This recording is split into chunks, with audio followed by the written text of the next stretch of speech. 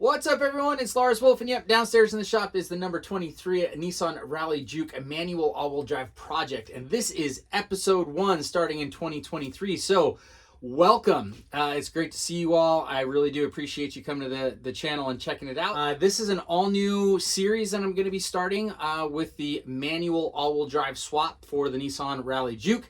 So it's super important that these will all be documented, and any questions you have, they should be answered in this series. So stay tuned for more episodes. This, again, is episode 1. On today's episode, welcome to 2023.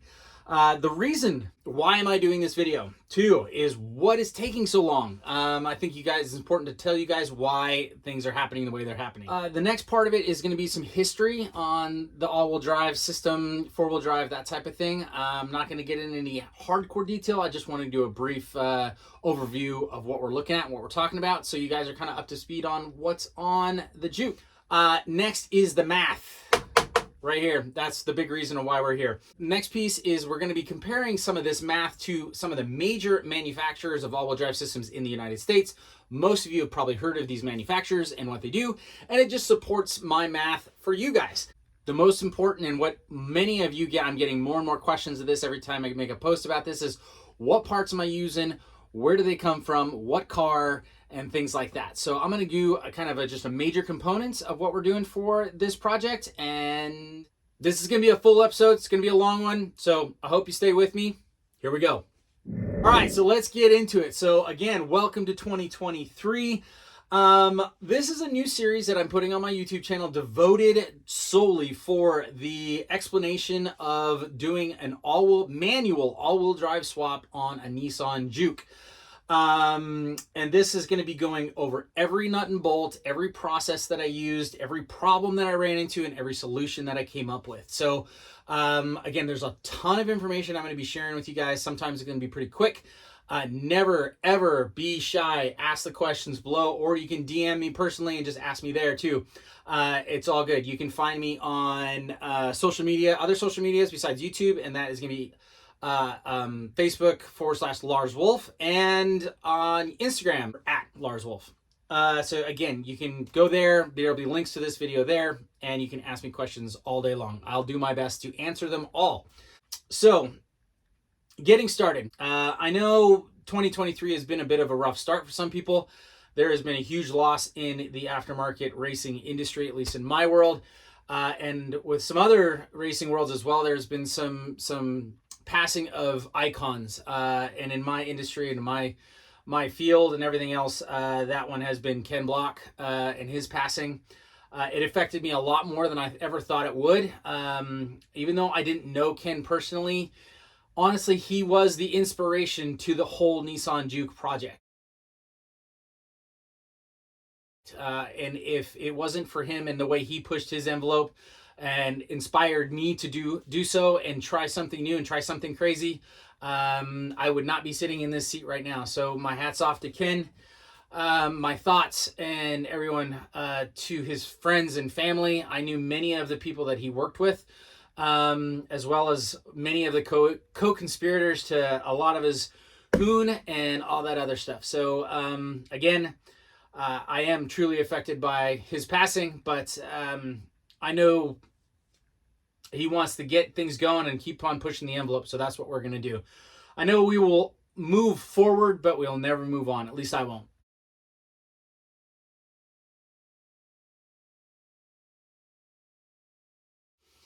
So, some of the things that kind of threw a wrench in this and why this has all been like, where the hell you been type of stuff. When I moved, and I know I've been making some announcement on it, and I've got my own little private studio and sim room and things of that nature. That's where I'm shooting from today instead of out in the shop. Plus, it's only 30 degrees out in the shop, so it's really cold, so I'm doing it inside. I'm in a little town in southern Arkansas now, no longer in California. It's a bit of a, it's a huge change in life, but I'm actually enjoying the hell out of it. I really do like the little town we moved into. I love the house that we've purchased. Everything about it is great. So that took a better chunk of the year. I basically disappeared in April of last year, and now just getting back to my feet to be able to do this type of stuff. So it really did slow me down. What am I doing now? I actually got a job at my local Nissan dealer. I've never worked on Nissans before in my life before this Juke. And lo and behold, I actually did take some pictures and some information about what I've done to the Juke, and it helped me get my job. So yeah, thanks to the little car, it's keeping some food on the table and the lights lit, that type of thing. So yeah, it's been interesting. Nice little learning curve along with everything else in life, straight up. The next piece is, why am I not doing this in the shop? Why is the car still in the garage? It's like, well, there's been a huge holdup with a shop. I've been over a year now trying to get a shop built in this little town, and I've looked at real estate, and the city is putting up a pretty big fight right now. So yeah, not good stuff, but that is a slowdown. Again, getting acclimated to the area. And Southern life is a little different. Getting to know the locals. This is a really small town, 15,000 people. So everybody knows everybody and everybody knows everybody's business. So yeah, trying to get that shop built has been a task. The parts. My parts are finally confirmed on their way from Japan. That's a huge piece. I literally just got that news about a month ago, little less than a month ago, about the first week in January. Got the email from my contact in Japan after 2 years of trying to get parts shipped and put on a container. They're finally on their way. Literally, I ordered my parts 2 weeks after COVID started, and as many of you know, Japan basically just shut down. So, but anyways, parts are on their way. With that said, there was another person here in the United States that was doing this project, and they kind of lost focus, I guess, lack of a better way of saying it, on doing this swap. So she reached out to me and said, do I want the parts? And I said, hell yeah. So I have in my possession now the all-wheel drive transmission and transfer case, the front axles, the gear shift mechanism. But with what's coming from Japan is going to be another gearbox, transfer case, driveline, axles, front and rear differential, and the shifting mechanism. So we're going to have a little bit more pieces. And that is ultimately the biggest reason for this episode. That just jumps me right into here of what we're doing. And there has been a lot of discussion on, can you use the rear differential from the all-wheel drive Juke in the United States? And today is going to be a lot of supporting evidence on why you can't. No more boring excuses. Let's get to it. Okay, so understanding all-wheel drive systems and four-wheel drive systems and getting into something that's called axle wrap is what I grew up. I'm old, so that's an old four-wheel drive term. Drivetrain bind is another one I've heard. There's, depending on where you are in the country, really dictates what this is. And this is basically where the front axle is spinning a different rate than the rear axle, and everything's locked like a spool rear end, and things break. So this is going to be your evidence on why you do need to do things a certain way with these cars, so you don't end up wasting all the money that you just spent shipping all these parts from Japan or Russia or England to the United States to do your swap. Get it? All right. Okay, so but first, a little bit of background. So four-wheel drive systems. In four-wheel drive systems, you have four-wheel drive and all-wheel drive. So you have two main worlds, and in those worlds you have part-time and full-time. There are tons and tons and tons of videos and papers and articles on what the differences are. If you want to know the nitty-gritty and really get to know what the differences are, I'll leave a couple links to some good ones in the description down below, but this is the quick and dirty ins and outs. Full-time four-wheel drive basically means there is power going to all four wheels, and at any one time, a computer, or most of the times nowadays, computers can get 100% of the torque to any one wheel at a time. So if three are slipping and one is gripping, it'll send all power right to that one wheel. That is the basis. Now, I'm sure there's going to be people go, no. I'm okay, good. Again, I don't care. That's the nitty gritty. Full-wheel drive part-time is basically the human is the computer. You have a lever, a transfer case, you have 4 low, you have 4 high, you have a manual gearbox, you have an automatic, including some electronic differentials or locking differentials that are applied by the driver. And you are basically the computer trying to get power to get to certain ways and get the vehicle going to where you need to be. Now, 4-wheel drive systems were predominantly designed for off-road, and even to this day, for part-time 4-wheel drive vehicles, trucks mainly, they tell you, do not use 4-wheel drive on asphalt. Make sure you switch out of it and switch into it when in on slippery surfaces, gravel, snow, ice, whatever. It needs to be able to break that traction. This is where we're going with this, and this is what all this information up on this board supports, okay? Next, all-wheel drive. Again, all-wheel drive lives in full-time world and part-time world. All-wheel drive part-time is basically most all-wheel drive cars that you see today. It's front-wheel drive until the rear wheels are needed, and it will activate some clutches or do some stuff, and it will direct about 50%, give or take a little bit. Again, you all-wheel drive freaks out there, again, give me a little bit of slack here. About 50% split front and rear. Now, I know some manufacturers devote most of it to the rear and divert it forward, and other manufacturers, like Nissan, do front mainly and then divert power to the back. Again, the same with full-time is you have 100% of the torque that's able to be distributed to any one wheel at any one time. Again, this was just a brief history. I wanted to kind of deviate what we're not talking about 4-wheel drive, and we're not talking about full-time all-wheel drive. We're talking about part-time all-wheel drive. Okay? Good. Okay, so now we're at the section of the reason for the whiteboard. There's a lot of information, and again, this is where I kind of get a little bit serious. I've done a lot of homework. I've checked my math 3 or 4 times. I've consulted a couple of people that I really do respect tremendously in the racing world and the manufacturing world and the business world.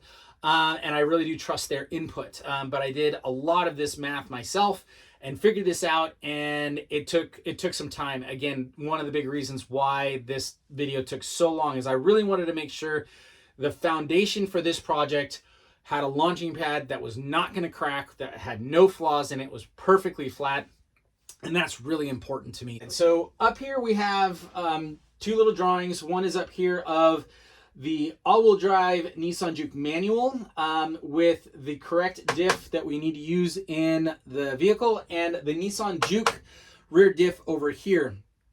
Now, the major differences between these 2 differentials, as you can see, we have one clutch pack that's right here in line with the drive line, and where the Nissan Juke has something what's called torque vectoring. There is a clutch pack on each side of the differential, which kind of gives it the ability to lock one side and open the other, or lock both sides, or pulsate between the 2 for traction control, yaw control, all kinds of things. The ring and pinion are a little bit different. The gear ratios for the Juke is 2.416. This is kind of an important number. And the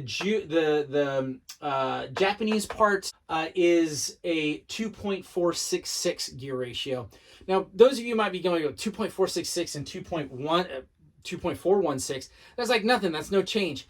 Well, I'm going to go over the math and why that is a huge difference, even though there's only a little bit of gear ratio difference between the 2. So, with that being said, that's kind of just the basic design. And the clutch packs. Now, the clutch packs in these differentials are basically the same. And with a lot of the all-wheel drive setups that you see today in the world, Volkswagen, Audi, Mitsubishi, Subaru, they all use this basic design now. And that is, they use this clutch pack. And a clutch pack is very simply, you have the outside shell, which is connected to an input or output shaft.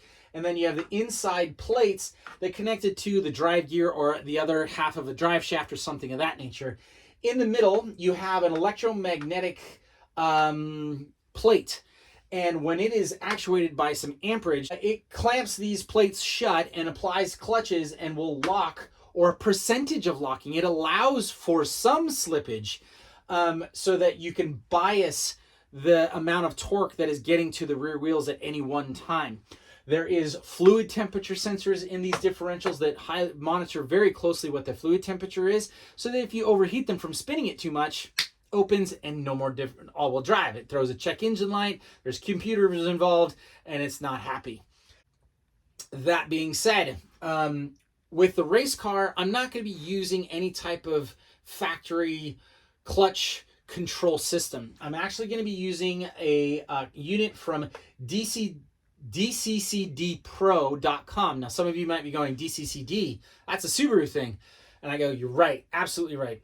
They are and did come to this world focusing on standalone center differential controls for the Subaru. But this is exactly the same technology as the Subaru as it is in the Nissan Juke. So they, through some people in the world, caught wind of this and did some testing, and they've actually created a unit which I've got from them. And we are going to be using that to control the clutch on our differential. Okay, so I'm going to be doing two major types of math here. Again, I've said that a couple of times. They're both going to be using this drawing up here, but one is more in the fact of that all four wheels are connected to the earth, and the earth is immovable. Tires spin, we don't spin the earth type of scenario. And the other one is all based on math and gear ratios. Very different way of looking at things, but they will support the end result exactly the same. All right, so first off, let's base our math off of a mile, okay? A mile equals 5,280 feet. Times that by 12 equals 63,360 inches.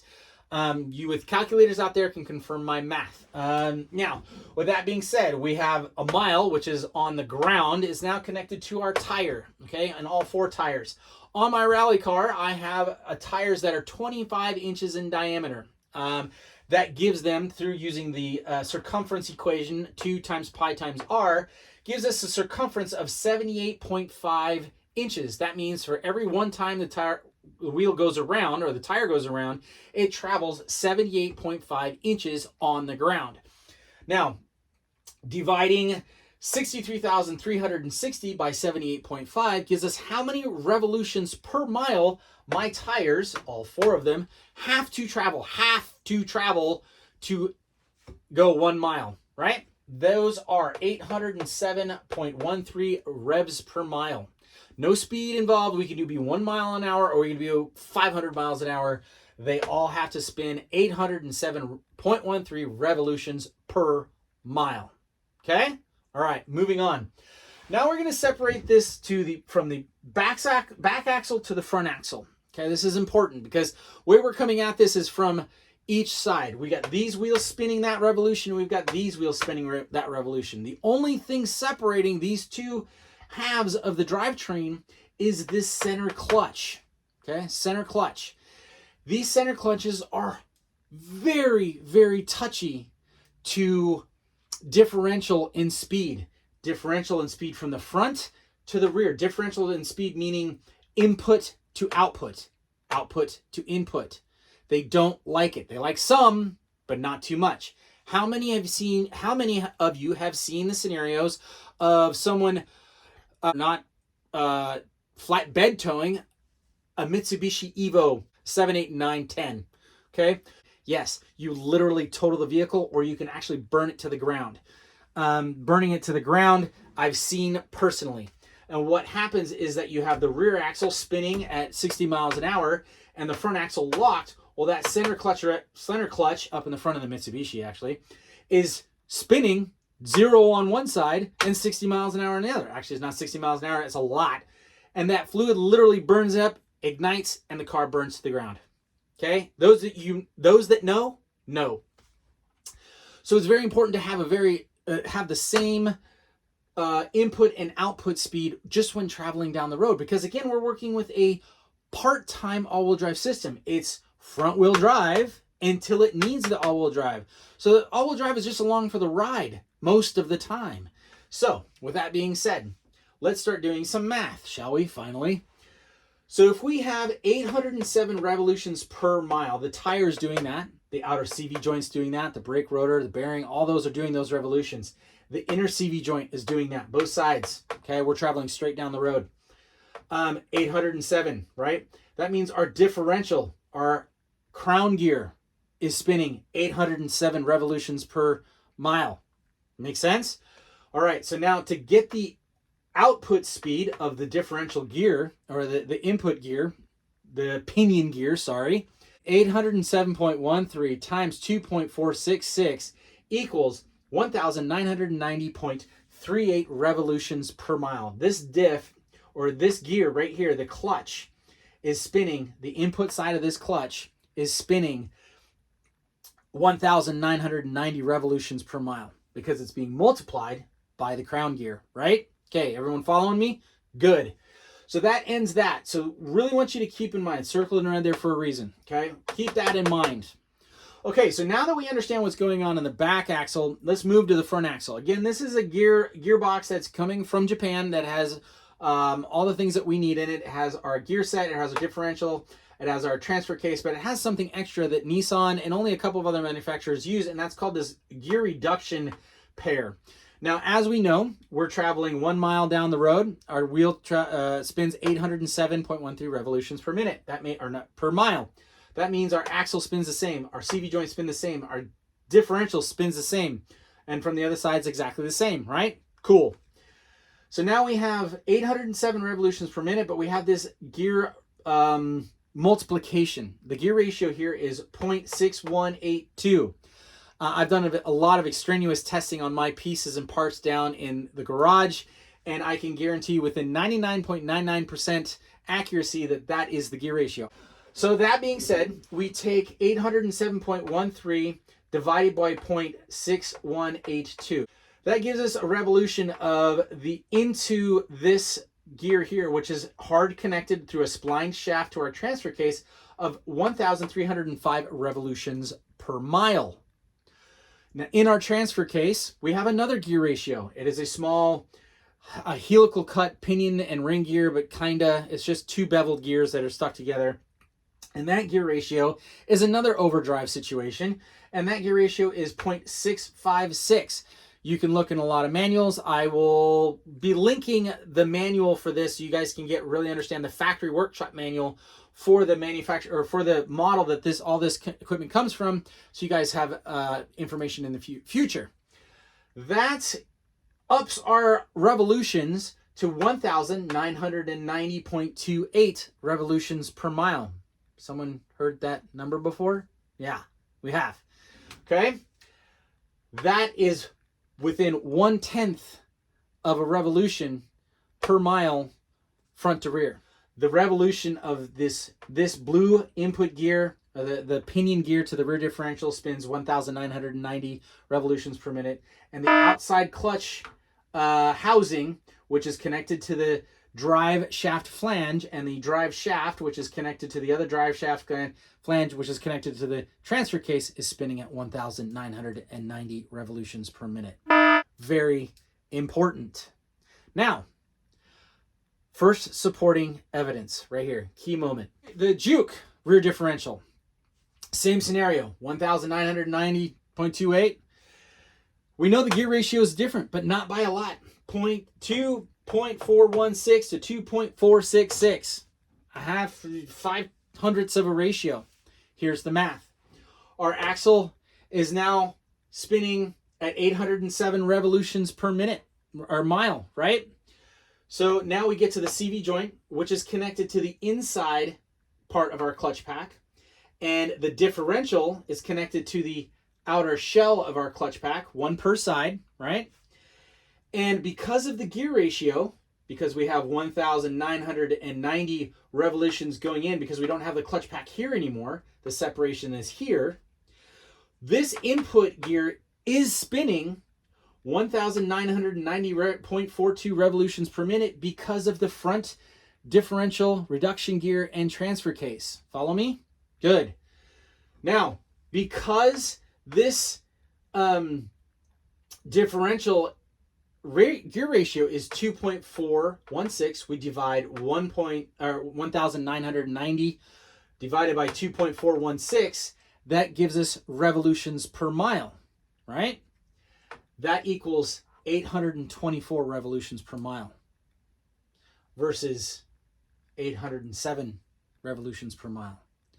So this clutch, these clutches on both sides of the Juke differential are spinning. I can't do math right now. I'm just doing this. Anyways, you figure it out. About 15 revolutions more in here per side per mile than the drive shaft. It's not good. Remember here, 1,990 is the input because of this multiplication. This gear right here is spinning 1,190. It's the same. Now, for those of you that are skeptical and want more proof, okay, fine. I'll give you more proof. This is all gear ratio math. This is probably the most common way that most people would figure this out, is they would go to the factory workshop manual, find out the gear ratios, and do the math throughout it. I've just given you this picture to kind of help describe the path of all these numbers. Okay? Lack of a better term. All right, so let's get started.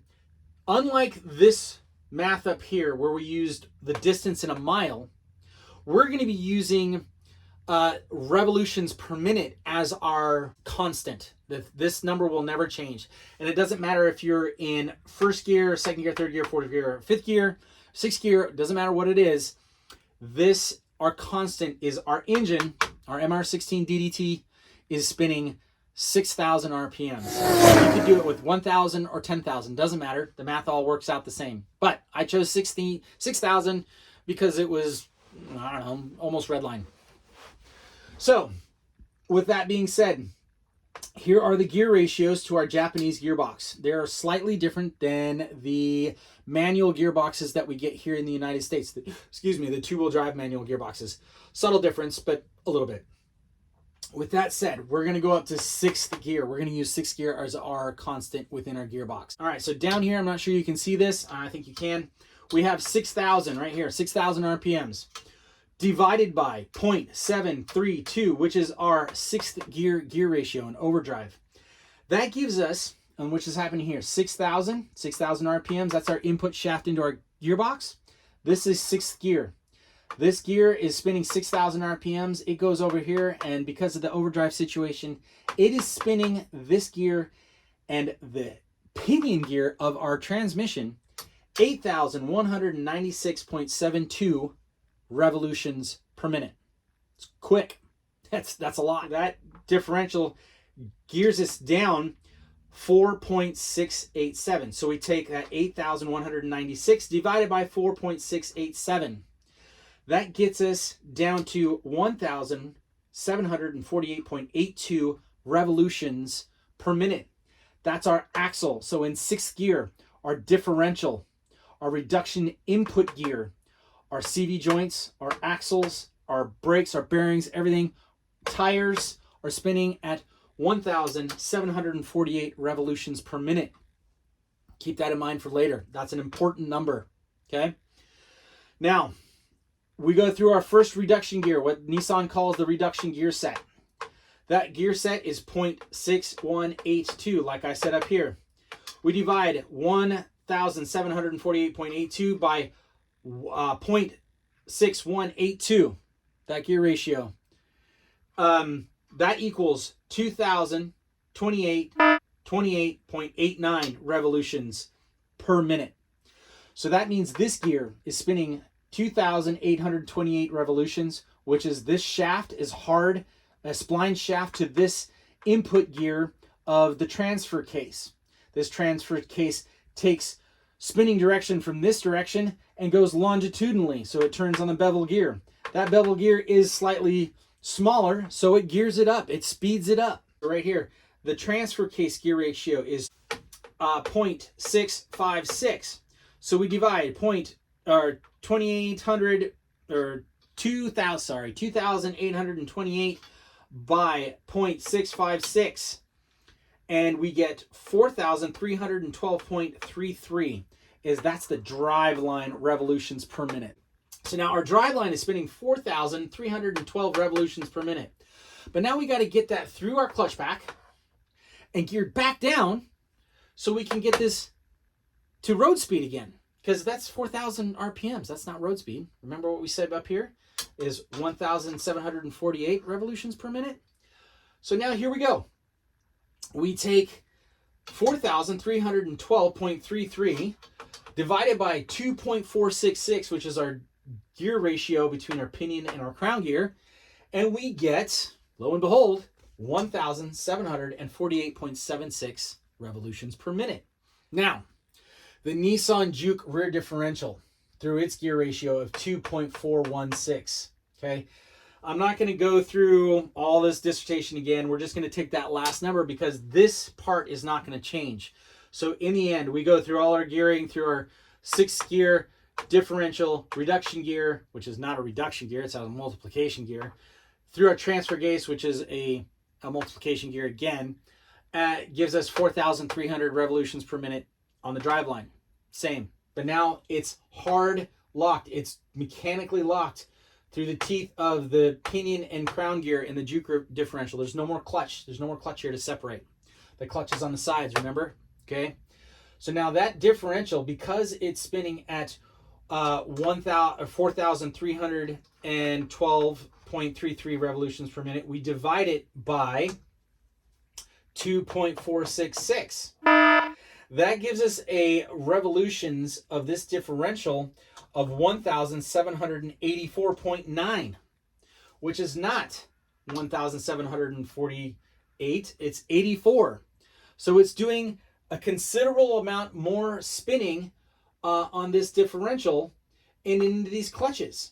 So our road speed, which is locked by the earth, is doing what it is, and the differential is actually going faster because it's geared down, it's lower, right?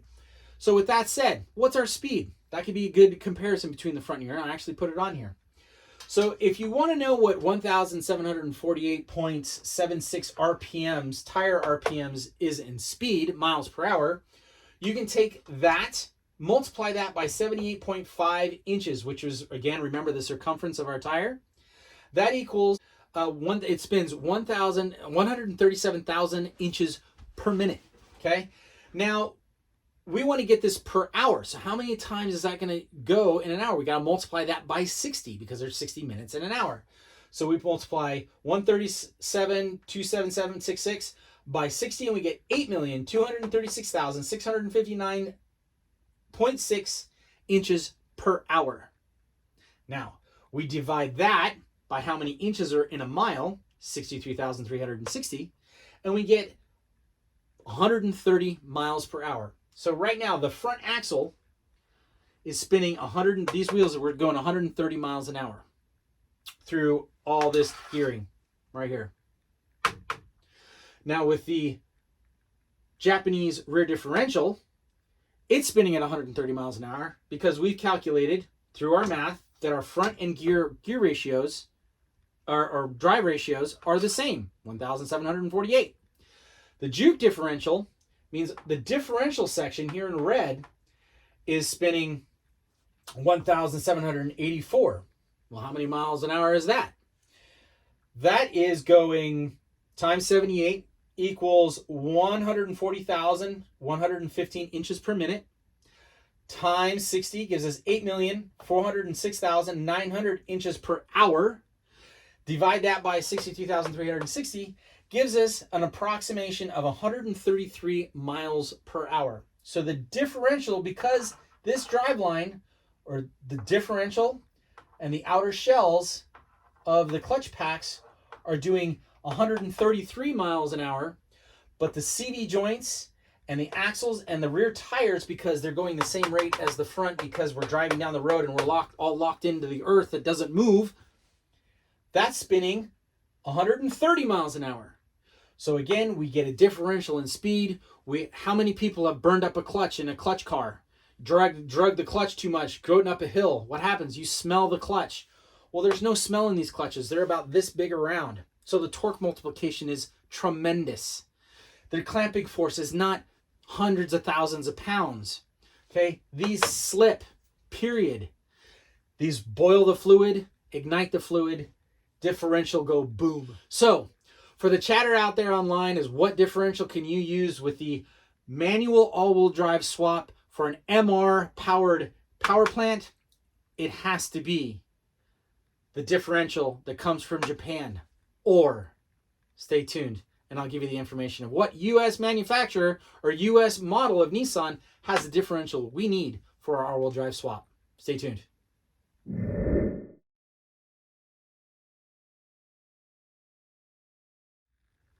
Now I want to take a quick second and throw a huge shout out to my boys at Voodoo Speed Cult. Now, I've been friends with these guys forever, for years, and in this past year, we got to chatting back and forth, and we made the decision to try to do some collaboration and move forward together. So I want to welcome Voodoo Speed Cult as a new partner in the Nissan Rally Juke all-wheel drive project. They are the sponsor for the #1 episode today. So welcome to everyone from Voodoo Speed Cult. And if you're interested, check out their website at voodoospeedcult.com. They got a lot of kick-ass driver swag and gear, and if you're into sim racing, they've got a lot of sim racing stuff there too. And he does a bunch of like articles just about the industry as a whole. So check out voodoospeedcult.com, and I'll put a link in the description below for their website. I hope that all made sense. I'm sure it's clear as mud. If you have any questions, do not hesitate to put them in the comments below. Or like I said, DM me on Instagram at Lars Wolfe, or on my Facebook page at /Lars Wolfe. So you could be saying to yourself, yeah, that's all Nissan. So what about anybody else in the world? For example, the first example I'm going to give you is a Volkswagen Audi. This comes from a 2004 Golf R32. Because I've owned one, I know these engines and transmissions and rear differentials inside out and backwards.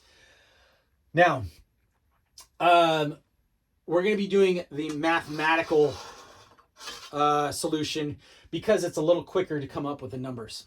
And what I'm going to show you is just a quick, dirty way of getting the front axle RPM or wheel RPM to the rear wheel RPM. We're not going to go into any of the miles per hour or the other mathematic process that he did. But this solely proves to you that the other major manufacturers in this country do design it this way. So 6,000 RPM, that's our constant, right? Volkswagen, they have a 6-gear ratio of 0.72. We divide 6,000 by 0.72. That gets us some absurd number. That's the same gears going through. It's in the 8,000 range or 60, something like that. We divide that by our front gear ratio, which is 4.24. That gets us down to the front axle speed. And because the front, the Volkswagen system is much like this. The transfer case is directly driven off the front differential, so it's a direct input. So that means the front axle speed RPM is 1,965. But that's not where we're done. The torque keeps on going. The motion keeps on going. Goes through our transfer case, and the transfer case is a gear ratio of 0.625, and that gears it up. It spins it up. All right. So now we're moving. The driveline's moving the same, like pretty damn quick. Now the Volkswagen, it does something very similar with the Haldex system. It has a Haldex clutch pack that's connected to the pinion gear or the input side of the rear differential. So it can disconnect the front differential and the rear differential through the driveline and the center clutch. Okay, following me? Good. Now the rear, that's spinning at X amount of RPMs. We divide that by 1.6 because that's the rear gear ratio of the R32. And that equals 1,965 axle RPMs.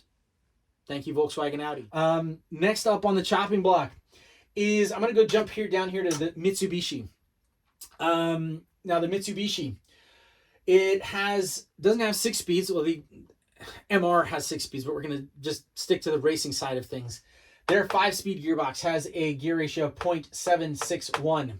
Okay, very similar. So we have 6,000 RPMs, which is our constant, divided by 0.671. That gives us an absurd amount of spin. I think it's 8,000 RPMs.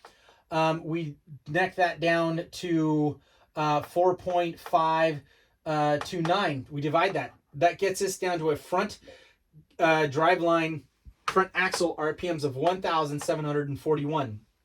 Now, the Mitsubishi does some really funky magic in their transfer case. Their transfer cases are not normal. Okay, trust me.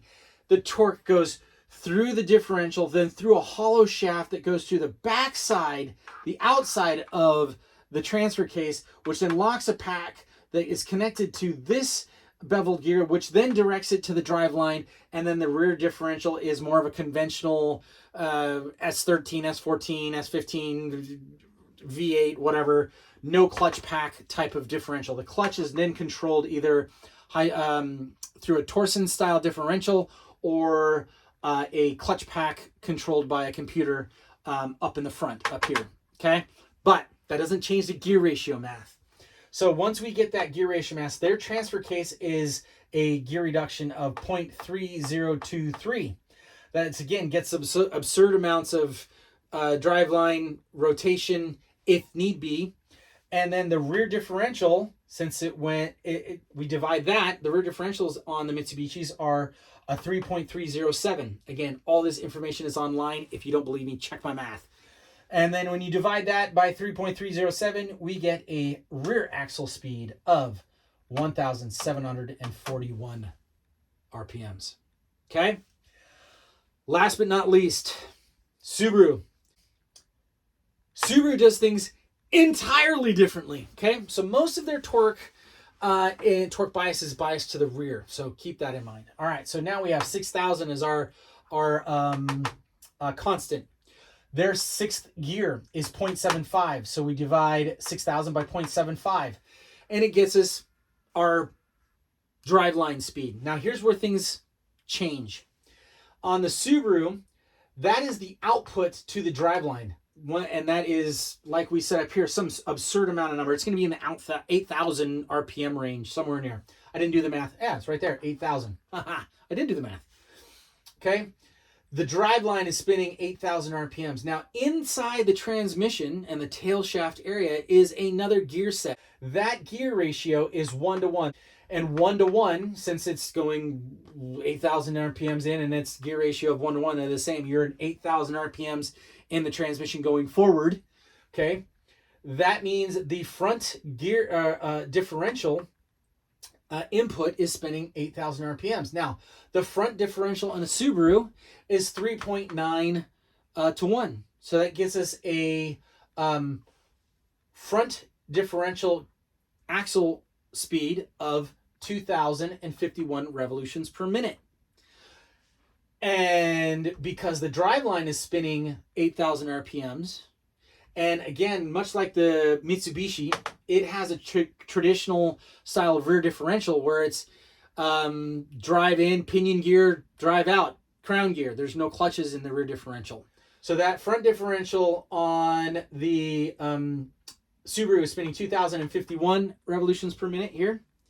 And now we go through the driveline. The driveline goes to the rear differential. The rear differential is a 3.9 as well, because the front is, and the driveline and the intermediate shaft spinning the same RPM. The axle revolutions is 2,051 revolutions per minute, equaling everything. Same. Now, I'm going to go out on a limb here. I'm not fanboying any one of these manufacturers, even though I am a Volkswagen Audi guy. And I race in Nissan. I've also raced Mitsubishis, and I've also raced Subarus. All of them are brilliant in their own fucking way. Pardon my French. I just don't want anybody to come on here as like, oh, you're not a fan. Oh, you're this, that, and the other. BS.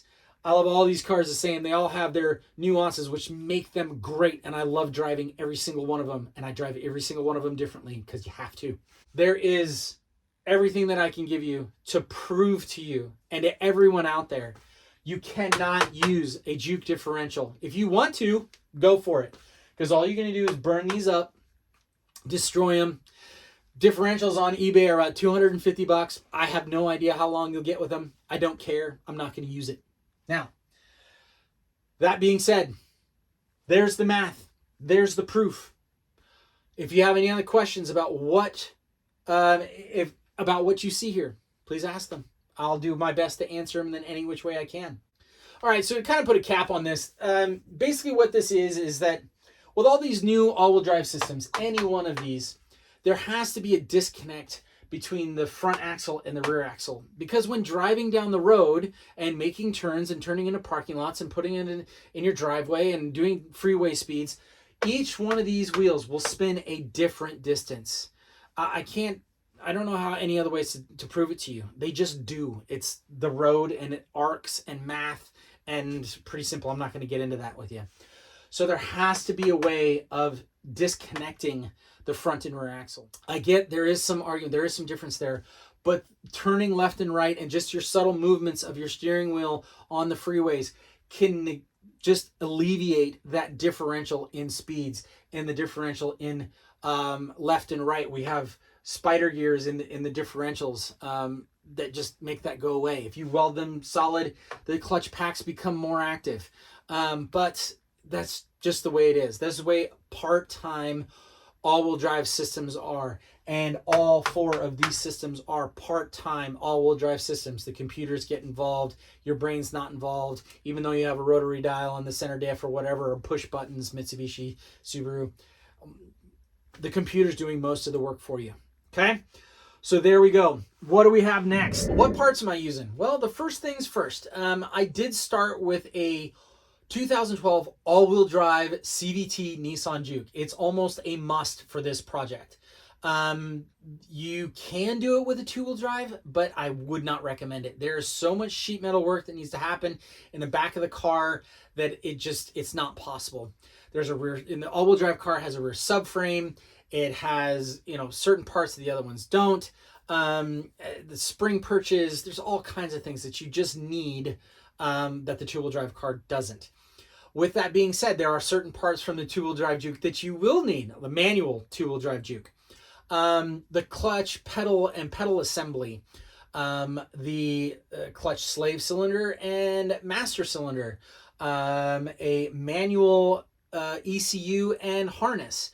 I think those are the major things. There are some nuts and bolts, but we're not getting into the nuts and bolts yet. So with the all-wheel drive parts that are coming from Japan, the parts that I'm getting are from a 2007 to 2014 Nissan X-Trail, or Cash Cow, I think is what they're called. It's called a T31 chassis. You can do all these checks on Google. They pop up. The important piece is they have to be coming from a Japanese X-Trail or Cash Cow that has the MR20 DDE, which is their 2-liter, same architecture as the MR16. The MR16 and MR20 share the same block. Those are very important. You cannot use the manual gearboxes from the QR25 powered vehicles in Japan. Not a match. Won't work. Nothing will. With that said, now I'm going to go back a little bit, and I told you guys that we have a part here in the United States that we can use for this all-wheel drive swap. That comes off of a 2008 to 2015 Nissan Rogue with the QR25.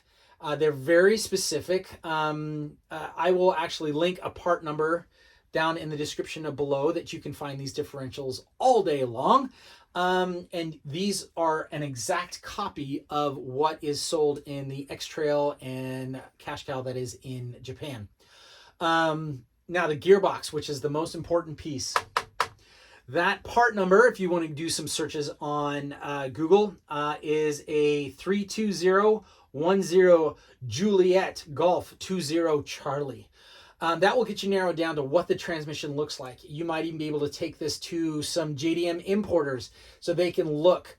What's very, very important is that the transfer case comes with this transmission. If not, make sure it does. Now, the front axles from the American Juke RS are the same as the axles that come from Japan. The parts I'm getting from Japan have come from the car that I'm getting them from, so I know they're a match. And the driveline. Okay, so here's a big piece, is the driveline and the rear axles. So now, because this Nissan Juke rear differential is wider and the Rogue, for lack of a better term, differential is longer, the driveline length. You can't use a driveline from a Nissan Juke. Now, what you might be able to do, and I know I can do here locally, is I can take your driveline to a certain driveline company, and they can shorten the driveline because this one's long for the Nissan Juke and it needs to be shorter with the Rogue differential. Or you can get one, and here's the other piece of it too, is that you have to fabricate the rear differential, because it's very different than the Juke differential, into the Juke rear subframe. So again, I'll be getting into that in episodes further on down the road, but that is just a heads up. So as well is the axles, because the differential in the Rogue is narrower, the axles in the Juke are narrower themselves because the Juke diff is wider, right? So I've got axles coming from Japan that hopefully will fit. I'm not 100% sure. When I find out, you'll find out. Or you can get 2 rear axles made custom that will go with CV joints or whatever. And I might go that route because of motorsports, but whatever. I haven't gotten to that point yet. I forgot a part. The gear shift assembly. The gear shift assembly is unique to the MR, or the X-Trail, Cash Cow, and RS. So I guess the gearboxes are slightly different. So you cannot use a gear shift mechanism from certain models. Again, as this series goes on, I will get into much more part numbers and specifics, but keep that in mind. Now that the boring lesson and classroom lesson is over, we're going to be doing a lot more stuff out in the shop, in the garage. Now the garage is cluttered. I've got too much stuff in there. I'm in the process of getting authorization to build a shop. So hopefully soon I'll be able to get the Juke up in the air, things torn apart and things fitted and starting to weld and really give you to what needs to happen. So other than that, stay tuned for episode 2, because I'll be going over parts in the flesh, in your hand, not in the car, just putting in your hand and kind of taking a look and seeing what they look like. Otherwise than that, thank you for joining me today. I really do appreciate it. Hit that subscribe button, like, follow, share. It really does help me out tremendously. And as always, everyone, see you guys on the racetrack. Take care.